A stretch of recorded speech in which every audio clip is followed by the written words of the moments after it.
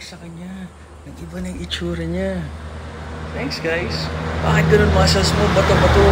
Bakit mukha kang old meat? Wow, thank you sa mga negative comments nyo. Or kung constructive man yun, appreciate ko naman yun. Thank you. Pasensya na ho kayo ha. 45 na ako, turning 46 sa December 12. 1979 po tayo. So ganun lang ho talaga pag natanda. Ayun. Forever fit, healthy, wala naman sakit. Yung injury ko lang, at least therapy ko everyday. So yun. Tama kayo, mali ako na your doctor, do overshoot. Happy, healthy guys. Kailangan consistent lang tayo.